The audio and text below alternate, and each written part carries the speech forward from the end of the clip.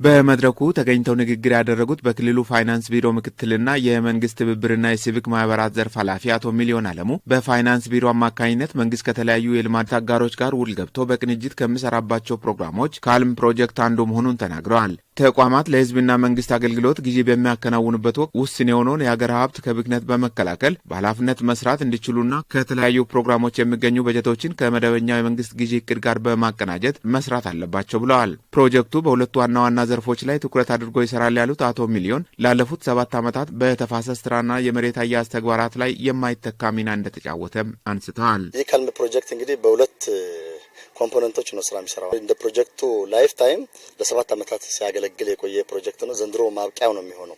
እንግዲህ በዚህ ፕሮጀክት ትልቅ ሀብት ነው እየመጣለው ሁለቱን ስራዎች ለማሳለጥና የማህበረሰባችንን ተጠቃሚነት ለማረጋገጥ ሰፋፊ ስራዎች ሲሰሩ ቆይተዋል። በፕሮጀክቱ አማካኝነት የሚመጣውን ከፍተኛ ሀብት በአግባቡ በማስተዳደር የማህበረሰቡን ተጠቃሚነት ማረጋገጥና በፋይናንስ አሰራር ጥራትና ግልጸኝነት ላይ የተሻለ አፈጻጸም እንዲመዘገብ በትኩረት እየተሰራ ነው ብለዋል። በየደረጃው የሚገኙ ባለሙያዎች መመሪያና አዋጆችን መሰረት አድርገው ስራቸውን እንዲያሳልጡ የአቅም ግንባታ ስልጠናዎች እየተሰጡ መሆኑንም ተናግረዋል። እንግዲህ ግዢ ስንል የፋይናንስ ቁልፍ ስራ ነው የሚሆነው።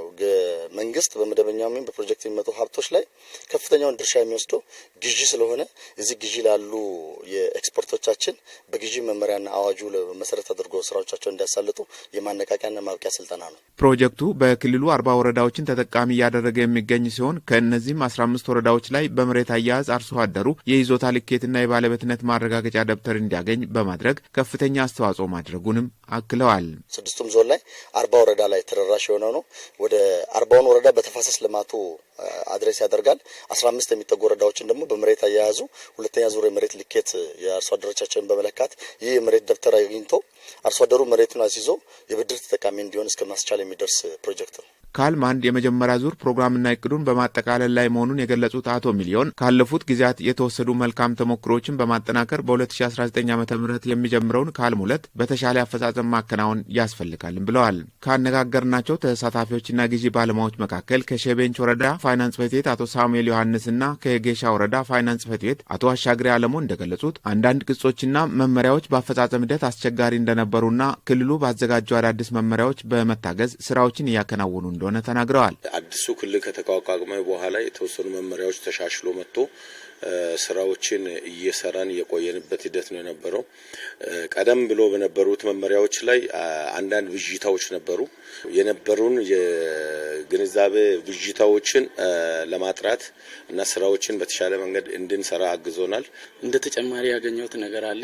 የግዢ ሂደት ይሄ ነው። ግን አንደኛ የመንግስትን ክፍተት የሚሞሉ እነዚህ ከካልም ፕሮጀክት ድጋፍና ከተለያዩ ፕሮግራሞች የሚመጡ ገንዘቦች ወይ በዛም የሚገዙ ጊዜዎች ከመንግስት በጀት እቅድ አንድ ላይ መታቀድ እንዳለባቸው ዛሬ ያገኘው ትልቅ ነገር አለ። ስልጠናው በርካታ የግንዛቤ ክፍተቶችን የሞላና ለቀጣይ ተግባራት አፈጻጸም ስንቅ የሚሆን መሆኑን ያነሱት ተሳታፊዎቹ አሁንም አልፎ አልፎ የሚታዩ ችግሮች መኖራቸውን ጠቁመዋል። በዘርፉ ባለሙያ አለመሟላት፣ ወጥ የሆነ አሰራር አለመዘርጋት፣ የደንብ ልብስና ተዛማጅ ጥያቄዎችን ለመመለስ የሚያስችል ወቅቱን ታሳቢ ያደረገ የአፈጻጸም መመሪያ ለመኖር ተግዳሮት መሆኑን ተናግረዋል። ዘርፉ በርካታ የህዝብ አገልግሎቶችን የሚያካትት በመሆኑ በዘመናዊ የኤሌክትሮኒክስ ግብይት ስርዓት መታገዝ አስፈላጊ እንደሆነም ጠቁመዋል።